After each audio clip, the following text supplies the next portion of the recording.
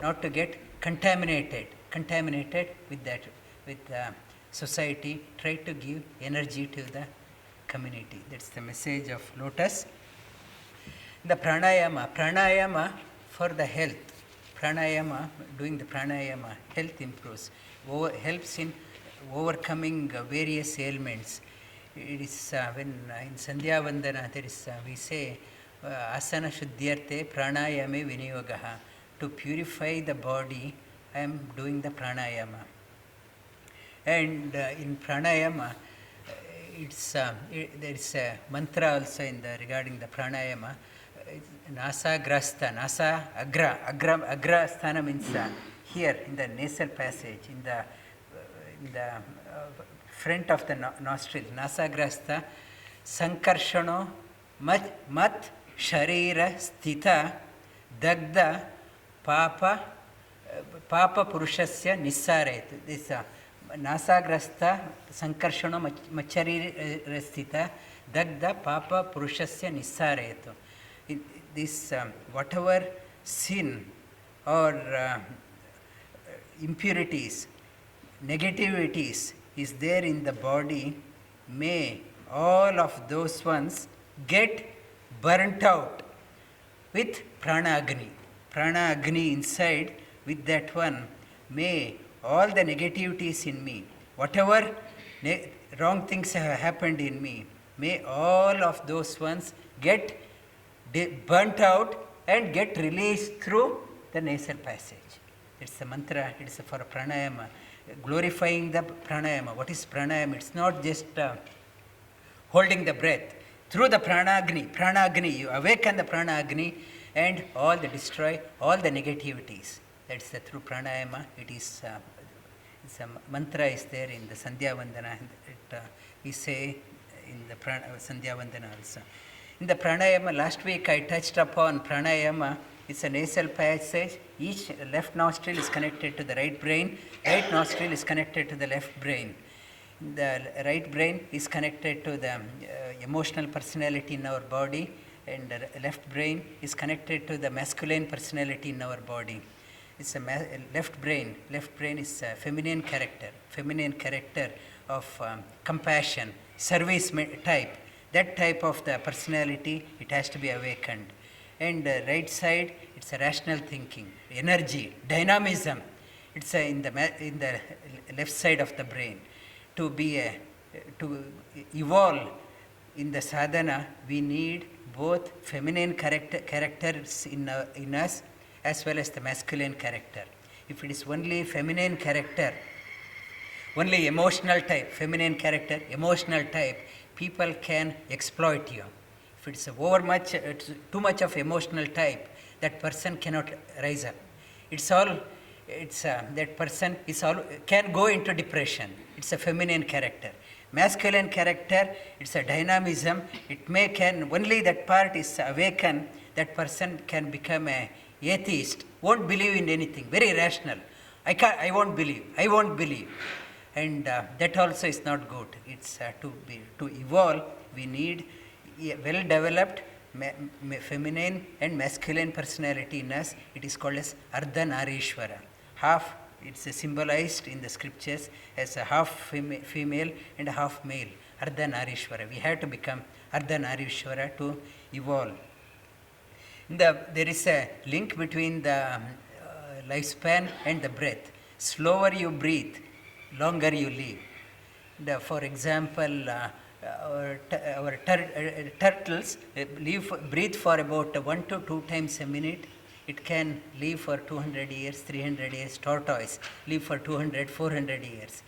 And further down, it's elephants breathe around 3 to 4, 5 times and live for about 150, 160 years.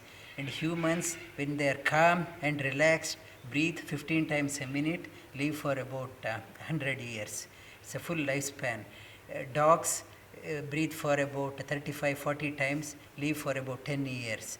And mice and rabbits breathe 50, 60 times a minute, live for about 1 year, 2 years. So quicker you breathe, shorter is the lifespan. Slower you breathe, longer you live. The purpose of yoga, not for living for the sake of living, not for 100 years, 150 years, without a benefit to others. If I am living for myself, I am no use for others, a burden for the society. Don't live as a burden to the society. As long as you live, your presence should be beneficial for others.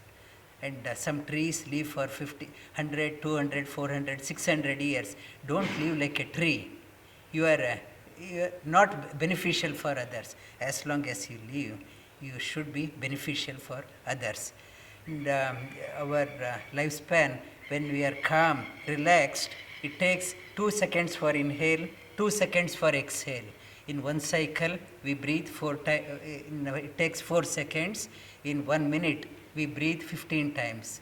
In 1 minute and 1 hour, we breathe 900 times. In 1 day, we breathe 21,600 times. When we breathe 21,600 times, that is 1 day for the body. When the Creator is created, everyone is born with certain number of breaths. Our lifespan is not dependent on the external calendar.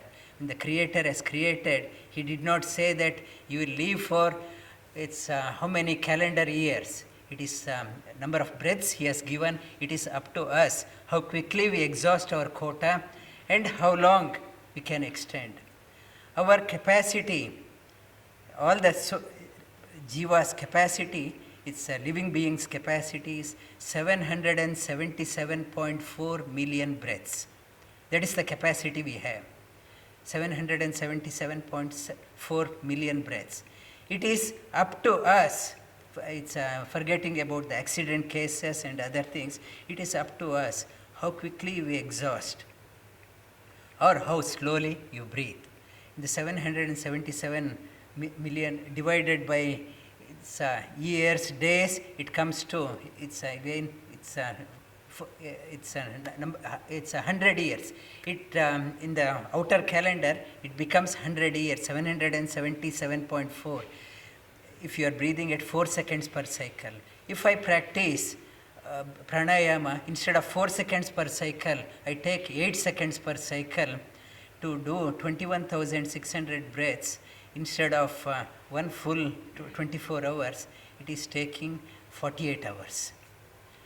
So my lifespan, outer calendar says it's 200 years, though it is only 100 years for the body.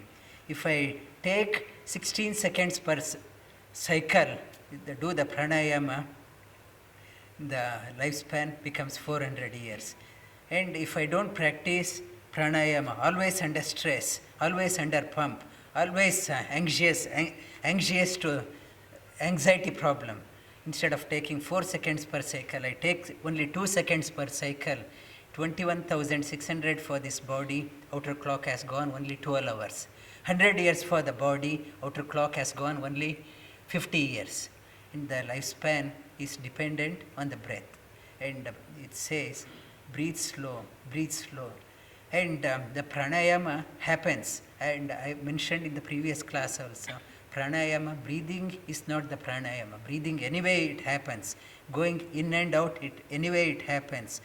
But when you go deep in this meditation also, when you see, when the mind is focused on that one, and breathing stops. You are neither inhaling nor exhaling. That point, it happens in the pranayama.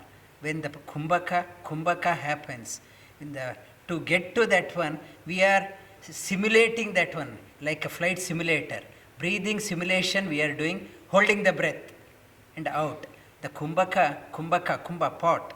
When you hold the breath, if I hold the breath for 5 seconds, I am adding 5 seconds to my lifespan.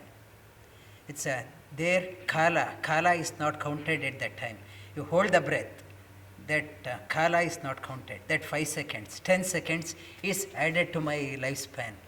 In the pranayama, that we always, everyone experience that one. Suppose we are watching a cricket match, in the last ball, 4 runs is required, we stop breathing. We in front of the TV, we stop. Breathing stops. And we think that is the most wonderful wonder thing. It is a wonder. I don't want to waste my time in breathing also. Breathing stops. And I want to see. But the problem, if that person hits 4 runs, I am in jubilation. If he did not hit, I go into depression. I wasted my time.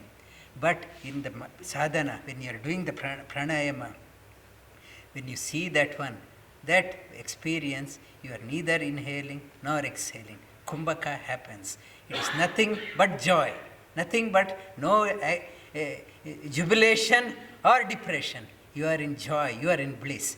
It is through pranayama it happens. That the pranayama significance that helps in detoxifying, helps in removing the negativities and helps in discovering the bliss. And in the Bhagavad Gita, it says Shwasa, Prashwasa, in the Patanjali says Shwasa, Prashwasa, Yorgati Vichedana Pranayama. And Sri Krishna says Apane Juhvati Pranam Pranapana Tatapare Prana Apana Gati Rudva Pranayama Parayana. Gati, that Rudva, that not with force, the inhaling and exhaling, you are holding the breath, that stopping that one. When it happens, that kumbhaka, that is the real definition of pranayama. When you go deep, when you experience that one, you are neither inhaling nor exhaling. That part is called as pranayama. Thank you. We'll practice pranayama.